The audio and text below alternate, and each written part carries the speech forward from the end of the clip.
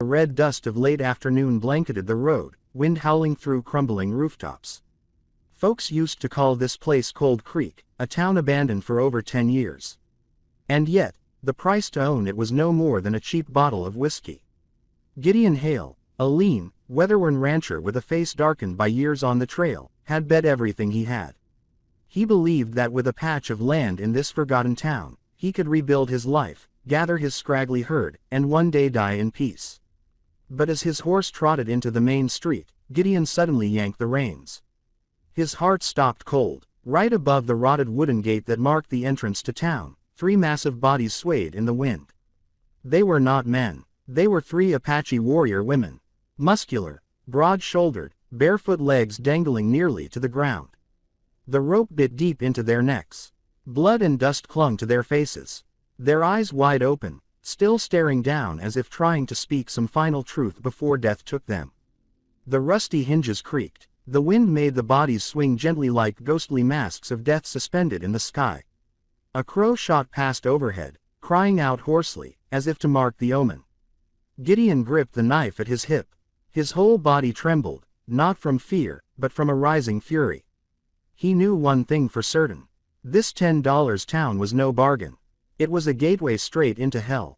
What would you feel if you bought a piece of land like that? Let me know down in the comments.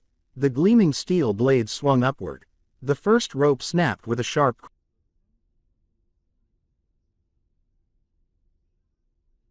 Him to his knees, his spine buckling under the sheer force. 2 more ropes followed, and within seconds, all 3 powerful bodies lay sprawled in the dust. Gideon drew a long breath. He had wrangled bulls and weathered snowstorms. But he had never felt weight like this, the weight of 3 imprisoned warriors, carrying the scars of shame and fury. One of them groaned faintly. Her eyes opened deep in black, stripped of any trace of girlhood, replaced with the fire of a caged fighter. Her lips moved, trying to form a word in Apache, her voice with grit. Gideon did not understand, but he could feel it. This was no cry for help. It was a vow to survive. He dropped to his knees and tore strips from his old shirt, wrapping them around their necks where the noose had left bruised purple welts. His calloused hands trembled, not from exhaustion, but from the fury boiling in his chest. He reached for his cowhide canteen and let a few drops of water fall onto their cracked lips. Their throats stirred. Their breathing began to steady in the fading light of late afternoon. Gideon glanced around. Cold Creek did not look like a dead town. The dust was thick, but footprints were fresh. The saloon door hung ajar, the scent of old liquor smoke still clinging inside. The well water rippled slightly. This was no ghost town. It was a trap built to swallow the foolish whole. He cursed under his breath. So this $10 deal was no fresh start. It was a death sentence dangling above his head. Gideon dragged all 3 women into the only building still standing solid. The old stone courthouse. Inside dust lay thick, but the brick floor held firm and cold ash still lined the stove. He laid them out on a long table, covered them with a musty blanket, then collapsed into a chair, breath ragged. As he looked at them, something familiar stirred. Long ago, in a fur trading post, he had heard tales of the Apache warrior women of White Hawk, tall, fierce leaders of war cries that shook the mountains. And now, those same warriors had been hung like animals from the town gate. A blood-soaked warning to anyone who dared to come near. Gideon bowed his head in silence. All he had wanted was peace.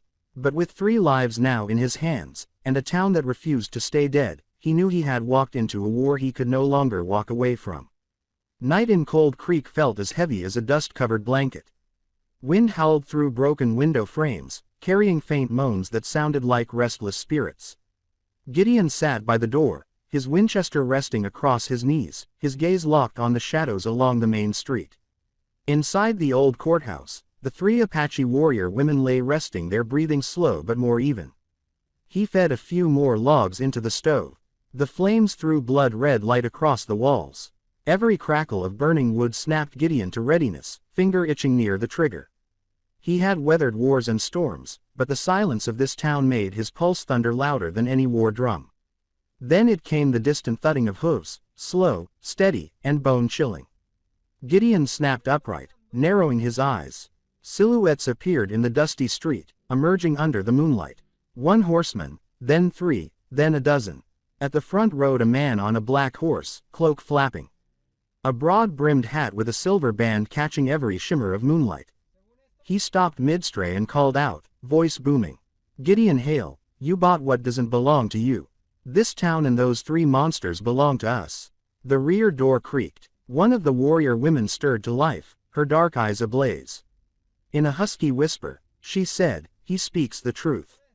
This is a message. They hanged us at the gate to remind the tribe that resistance ends in death." Gideon didn't flinch. His gaze stayed locked on the black horse outside as he asked quietly, "Who's behind this?" The warrior's voice cut through like a blade. "Judge Crane and Governor Webb. They bought this town with forged papers. The previous owner, Hartwell, discovered the truth. They killed him and they strung us up to silence any who knew." Outside, the rider laughed a dry, mocking sound that echoed off decrepit brick walls. "Tonight is your warning. Come dawn, either ride out or hang beside them." He flicked his reins and the riders turned. Their hooves pounded the cracked road, sending up clouds of dust that settled like lead. Gideon lowered his rifle, heart pounding. He turned back to the three women awake now and standing with fierce resolve. In broken English, one said, "You cut them down. That means you chose to fight. From now on, either stand with us or die with us." The stove flames leapt, bathing the four faces in blood-red light. Gideon clenched his jaw, his hand found the grip of his rifle by instinct. In that moment, he knew. Cold Creek wasn't a bargain he'd made. It was a war he hadn't seen coming. Morning light filtered through broken window panes. Dust swirling in the still air. Gideon sat motionless at the table, his old Winchester lying across his lap. Dark circles marking his eyes from a sleepless night. The three Apache warrior women lay resting nearby, still weak, but now seated, quietly sharpening their daggers as though preparing for a day written in blood. "We need medicine, clean water, food." One of them spoke in a hoarse yet determined tone. Gideon nodded. He knew they couldn't survive without supplies. Wrapping his dust-worn cloak around his shoulders and holstering his pistol, he rode alone toward the small trading post at Liberty's Edge, the one place still serving Cold Creek, despite its reputation as a ghost town. Inside the general store, conversations died instantly when he entered. A few women pretended to inspect bolts of cloth, but their eyes kept drifting to him. The shopkeeper, a thin man with trembling hands, silently slid a vial into a paper bag, not daring to speak. The air was as tight as a drawn bowring. Gideon laid a few coins on the counter, his gaze sweeping the room. Then, a frail hand grasped his sleeve. An old woman bent with age, her eyes clouded, pressed a hastily folded note into his palm. Her whisper shook like the wind. "Leave before it's too late. That town already sold, you and them included." Before Gideon could ask another word, she shuffled back between the shelves and disappeared under the pale store light. He opened the note. It was a copy of the deed sealed in bright red, bearing the signatures of Judge William Crane and Governor Marcus Webb. It transferred ownership of Cold Creek, everything in it, living or dead, to the unknown buyer. The blood in Gideon's veins turned cold. So his 12-cent purchase was a ruse. The town had been sold out long ago by those who twisted laws to their advantage, and the three executed warrior women, an unspoken testament to that corruption. The back door swung open. He looked up to see a tall figure stepping in, the silver-brimmed hat catching the light. It was him, the rider, from last night, Fletcher Knox. He grinned, placing a heavy leather pouch on the counter. The metallic clink of gold spilling inside echoed across the room. $600, he said, voice smooth as a rattlesnake coiling. "Hand the town back, walk away, and maybe you live. Cold Creek is not for men like you. Want to stay alive, get out." Gideon said nothing. He slipped the note into his coat pocket and let his fingers brush the grip of his rifle. Outside, wind roared, lifting dust like battle cries, heralding an approaching storm in that moment. Something hard and clear lit in his eyes. If he walked away, he'd live, but he'd leave those three. And the truth buried forever. Thank you as always for being here. If this tale stirred memories, those dusty afternoons, hoofbeats echoing in your chest, please subscribe to my channel so every day we can sit together and I'll share you another Wild West story.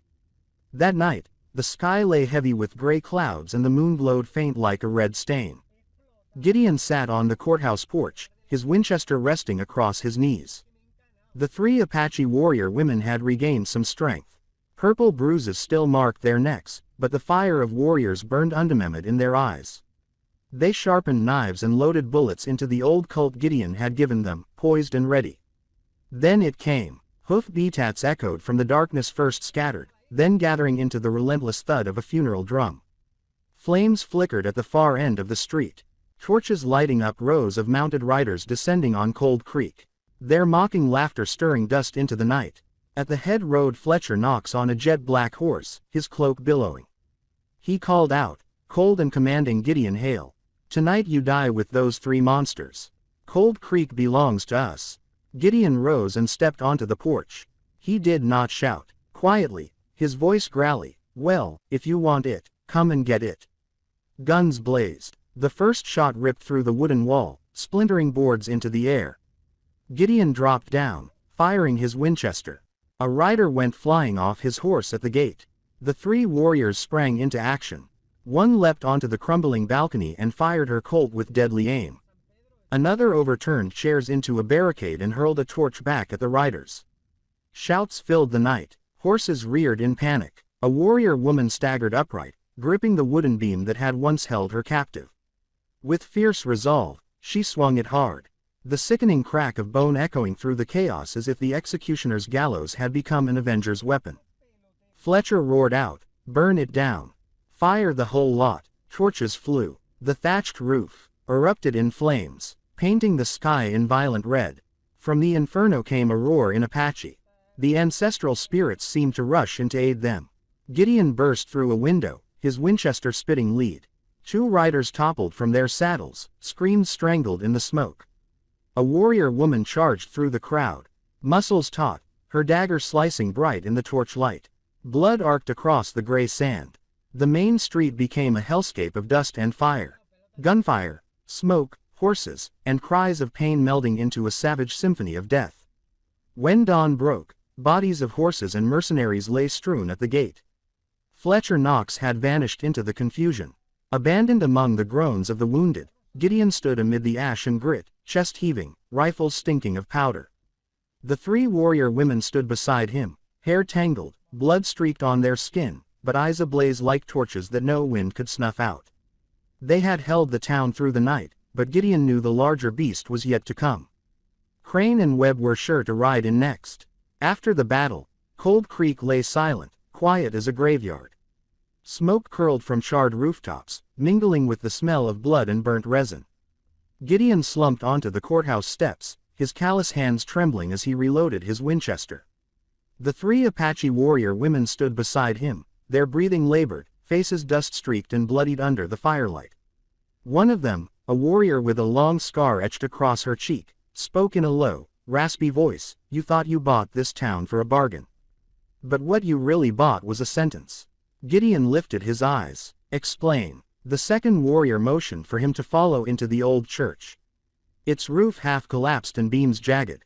Light filtered through the broken windows, illuminating the stone floor.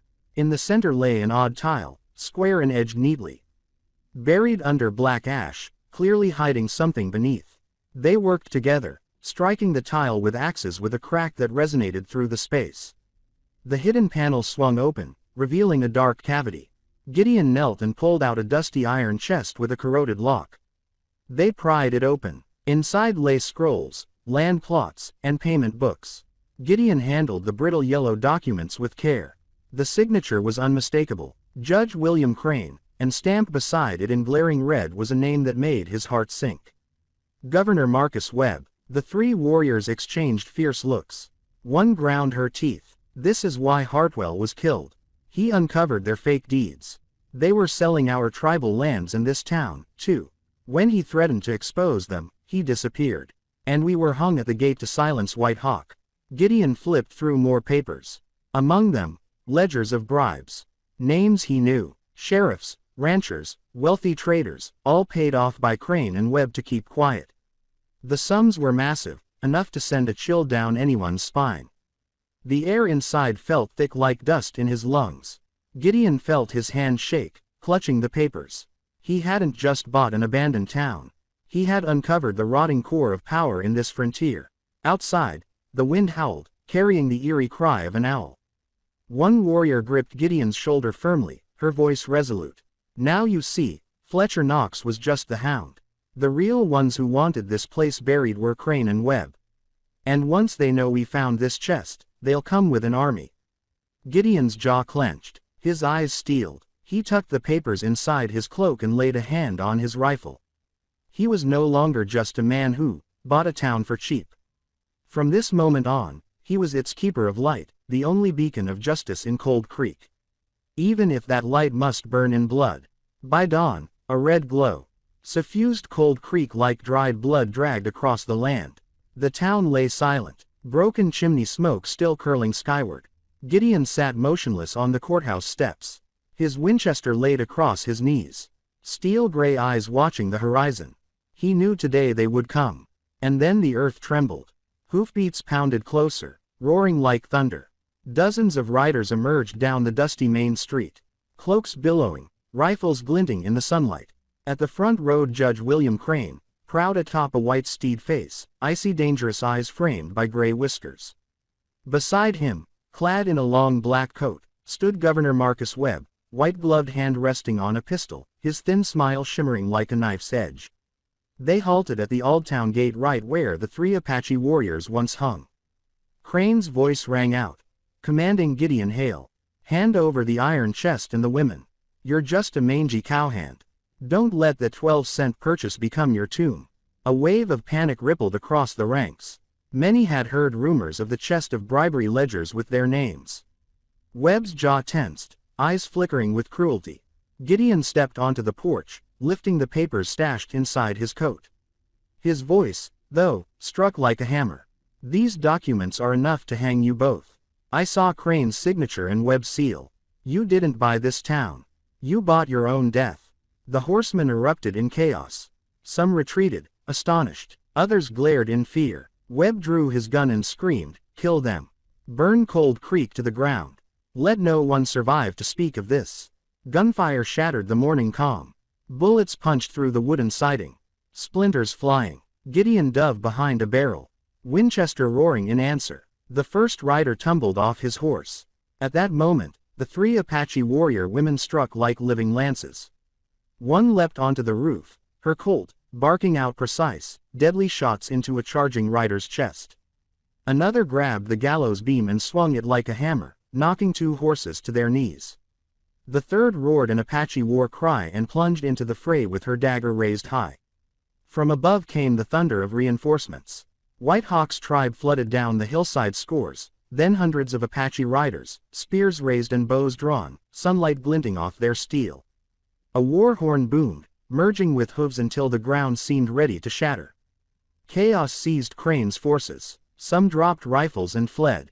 Others stared in terror, but Crane screamed for advance, pushing forward. Webb fired desperate shots, grasping at power slipping through his fingers. Amid the smoke and dust, Gideon stood firm beside the 3 Apache warriors.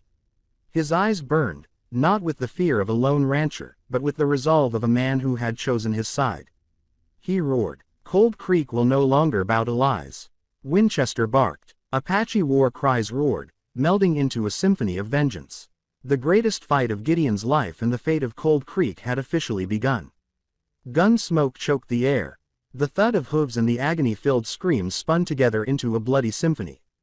Cold Creek, once a ghost town, had become a battlefield. Crane spurred his horse forward, pistol flashing. He fired wildly, the bullets tearing through siding. Dust exploded like rain as the woods splintered. Each shot was answered. An Apache warrior retaliated with arrows or a dagger. Webb, trying to keep his composure, drew his gun and fired at Gideon. The bullet grazed Gideon's shoulder, a vicious burn staining his shirt. Gideon dropped behind a crate, gray eyes fixed on both adversaries. He gripped his Winchester, steady and resolute like he'd been on a battlefield his whole life. A sharp crack rang out. His bullet struck Webb's hand, sending the pistol skittering to the ground. Webb screamed and dropped to one knee, face paling from pain and fear. Meanwhile, one Apache warrior leapt from the roof, taking down the rider, shielding Crane. The other 2 closed in with fierce intensity, their eyes alike and burning through the haze. Crane screamed, "You're nothing but savages. I am the law." One masked warrior, her voice from the noose that once cut her throat, shouted back, "The law never hung us." She swung the wooden beam once their gallows, a bone-crushing blow. Crane collapsed, eyes wide, words dead on his lips. From the hillside, White Hawk's warhorn echoed. Apache riders surged forward, blocking escape. Many of Crane's men dropped their weapons and fled. Only Webb remained, trembling. Surrounded, he begged for mercy. But when Gideon held the forged documents high, the truth alone silenced his men. Their faces twisted and hate turned guilt. By afternoon, Cold Creek lay silent, but this wasn't the stillness of death. It was the calm after a storm. Bodies of enemies were dragged to the edges of town, and fires burned away the stain of blood.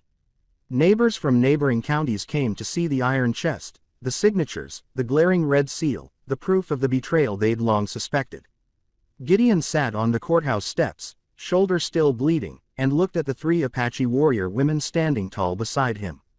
They were no longer victims, hanging from a doom-laden gallows, but survivors turned heroes. Living symbols of resistance against chains that sought to bind them. He sighed, voice rough like the western wind. "I bought this town for 12 cents.